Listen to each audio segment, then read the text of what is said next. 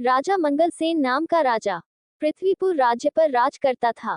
मंगलसेन को अपने बगीचों में घूमने का बड़ा ही शौक था। उसे जब भी समय मिलता वह अपने बाग बगीचों की सैर करने को निकल जाता। प्रकृति के बीच में समय गुजारना उसे बड़ा ही अच्छा लगता था। एक दिन वह जब अपने शानदार बगीचे की सैर कर रहा था तो उसने देखा कि एक बारहसिंघा उसके बगीचों में घुस आया है और वह इधर उधर दौड़कर बगीचे में लगे हुए फूल पौधों को तहस नहस कर रहा था। राजा को अपने बगीचे के पौधे और फूलों से बहुत ही लगाव था।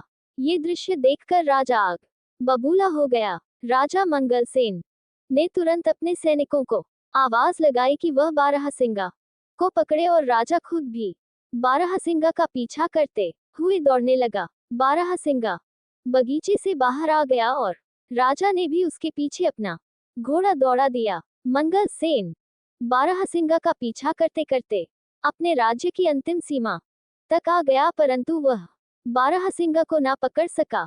उछलता कूदता बारहसिंगा उसकी आंखों से ओझल हो गया। अब राजा मंगलसेन थक चुका था, उसकी वहां से आगे जाने की इच्छा नहीं हुई, तो वह वहीं पर रुक गया। मौसम बहुत ही गर्म था और राजा को प्यास भी लगने लगी। उसने नहाने की सोची। जब वह नहा रहा था तो एक चोर उसका घोड़ा और कपड़े लेकर भाग गया। चोर अपने पुराने कपड़े वहीं पर फेंक गया। राजा के लिए अब बहुत ही खराब हालत हो गई थी। अब वह क्या करता कि अपने महल में वह वापस कैसे लौटे, क्योंकि बिना घोड़े और बिना कपड़ों के लोग उसकी हंसी उड़ाएंगे। राजा ने वहां पर पड़े हुए चोर के पुराने कपड़े पहन लिए और अपने पड़ोसी राज्य को घूमने के विचार से राज्य की सीमा को पार करके दूसरे राज्य में चला गया। बहुत दूर तक राजा मंगलसेन चोर के कपड़ों में घूमता रहा। तभी उसकी नजर झाड़ियां में चमकती हुई एक वस्तु पर पड़ी। राजा ने तुरंत वह वस्तु उठा ली। यह वस्तु चमकता हुआ एक मोतियों का हार था, वह भी बहुत ही कीमती मोतियों का हार। राजा सोचने लगा, भगवान का लाख लाख धन्यवाद, जो यह मोतियों का हार मुझे मिल गया। अब मैं अपने लिए नए कपड़े और एक घोड़ा खरीद सकता हूँ। चलो चलकर इसे बाजार में बेचने की कोशिश करता हूँ। चलते चलते वह पड़ोसी राज्य के बाजार में जा पहुंचा। वहां वह एक सुनार के पास गया और कहने लगा, सेठ जी, क्या तुम मुझसे एक मोतियों का हार खरीदोगे? मेरे पास बेचने के लिए एक कीमती हार है। मैं एक नदी पार कर रहा था तो मुझे वहां पर यह हार मिला। सुनार बोला, दिखाओ तो कैसा कीमती हार है। राजा मंगलसेन ने वह हार सुनार को दिखाया। हार को देखते ही सुनार चिल्ला पड़ा, अरे चोर, इसको तुमने कहां से चुराया? मैंने ऐसे ही दो हार राजा साहब के लिए बनवाए थे, उसमें से एक पता नहीं कहां चला गया। जरूर तुमने ही यह चुराया होगा। चलो इसी समय राजा के दरबार में। मंगलसेन बोल, नहीं सेठ जी, ऐसी बातें मत करो, मैं चोर नहीं हूँ। मुझे तो यह हार पड़ा हुआ मिला था। परंतु सेठ ने उसकी एक न सुनी और तुरंत अपना नौकर भेजकर कोतवाल को बुला भेजा। मंगलसेन ने कोतवाल के सामने भी अपनी बेगुनाही की बात कही, मगर उसे पकड़कर महाराज के सामने हाजिर कर दिया गया। जब मंगलसेन को महाराज के दरबार में लाया गया तो सुनार ने महाराज के सामने अपनी शिकायत रखी और मंगलसेन को चोर बताया। राजा ने मंगलसेन का पक्ष सुने बिना ही कहा, क्योंकि यह सुनार हमारे राज्य का एक सम्मानित व्यापारी है तो इसकी बात एकदम सच्ची मानी जाएगी, जबकि यह आदमी हमें कोई घुसपैठिया मालूम पड़ता है, इसलिए इसे चोरी के अपराध में कारागार में डाल दिया जाए और ठीक 3 दिन के बाद इसके हाथ काट दिए जाएंगे। यही हमारे राज्य का कानून है।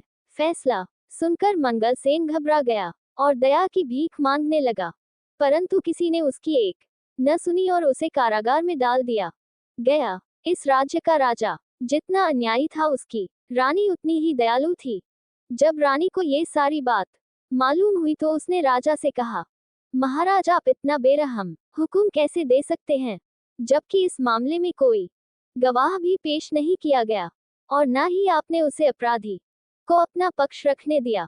ये सुनार तो होते ही बदमाश है। आप तो जानते ही हैं कि ये पैसे के लिए कितना झूठ बोलते हैं और धोखा देते हैं। सच कहिए तो मुझे उसे आदमी की बात पर पूरा विश्वास है।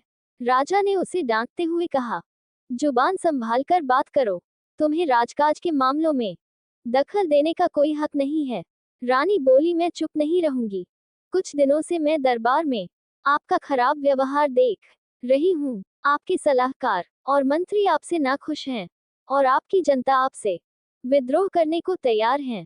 अगर आप इसी रास्ते पर चलते रहे तो सारा राज्य बर्बाद हो जाएगा। रानी की बातें सुनकर महाराज का गुस्सा और भी भड़क गया, मानो आग में घी डाल दिया गया हो। उसने कहा, ठीक है, तुम्हें अगर उस आदमी से इतनी हमदर्दी है तो मैं तुम्हें उसी के पास पहुंचा देता हूँ।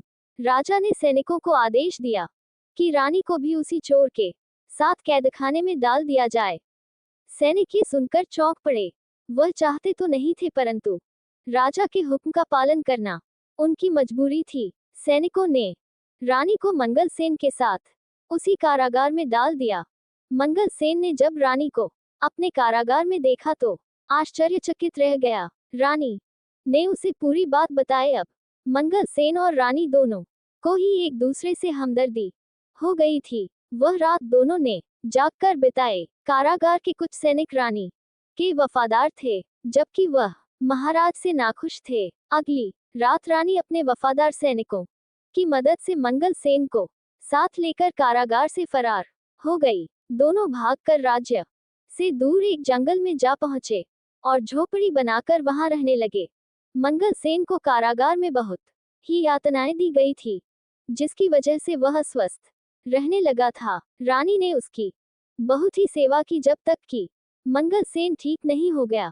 जल्दी ही रानी मंगल सेन को पसंद करने लगी। मंगल सेन भी रानी के प्यार का बदला प्यार से ही दिया और दोनों ने विवाह कर लिया। मंगल सेन जंगल से लकड़ियां काटकर बेचने लगा, जिससे कि वह अपना जीवन निर्वाह करने लगे थे।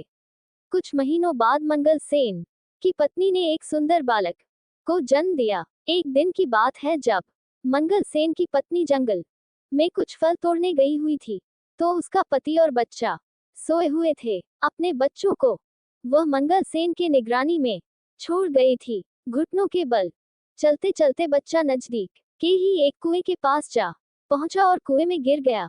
जब मंगल सेन की आंख खुली तो बच्चे को वहां न पाकर वह बहुत ही दुख हुआ। वह तो बिल्कुल पागल सा ही हो गया था और चिल्ला चिल्ला कर रोने लगा। कहने लगा, लगता है कि मेरे बच्चे को किसी जंगली जानवर ने खा लिया है। अब मैं क्या करूं? इसकी माँ को मैं क्या मुंह दिखाऊंगा? शाम के समय जब उसकी पत्नी जंगल से लौटी तो ये जानकर वह भी दुखी हुई कि उसका बच्चा वहां पर नहीं था। पर वह एक बहुत ही बहादुर और समझदार स्त्री थी, इसलिए उसने खुद भी धीरज रखा और अपने पति को भी समझाया कि हमारी किस्मत में ऐसा ही लिखा हुआ था, आप दुख मत कीजिए। रात के समय मंगल सेन सो नहीं सका। वह अपने बच्चे के बारे में ही सोचता रहा और उसी को याद करता रहा। यह उसके लिए अच्छा ही हुआ कि वह सो ना पाया, क्योंकि रात के तीसरे पहर दो पक्षी उनके दरवाजे पर लगे हुए एक पेड़ पर आकर बैठ गए और आपस में बातें करने लगे। एक पक्षी ने कहा, दोस्त देखो, दुनिया में कितनी मुश्किलें हैं। जरा देखो इस आदमी के साथ क्या हुआ। इसको अपना देश छोड़ना पड़ा और बेचारा दूसरे देश में भिखारी की तरह रह रहा है, जहां उसकी बड़े अन्यायपूर्ण ढंग से सजा दी गई और अब यह अपने सुंदर से बेटे के दुख में परेशान भी है। इसका बेटा कल दोपहर से ही इस कुएं में गिर गया था। दूसरा पक्षी बोला, इन बेचारे लोगों को क्या क्या परेशानियां उठानी पड़ी, क्या इनके लिए कुछ किया नहीं जा सकता? हाँ, किया जा सकता है। अगर मंगल सेन इस कुएं में कूद जाए तो वह आसानी से अपने बच्चों को बचा सकता हूँ, क्योंकि वह बच्चा अभी भी कुएं में जिंदा है। राजा मंगल सेन ने उन दोनों पक्षियों की बातें सुनी तो उसे सुनकर बड़ा ही आश्चर्य हुआ और खुशी भी हुई। आपको ये कहानी कैसी लगी, ये आप हमें कमेंट करके बता सकते हैं। आगे भी हम ऐसे ही मजेदार कहानियां आपके लिए लेकर आते रहेंगे।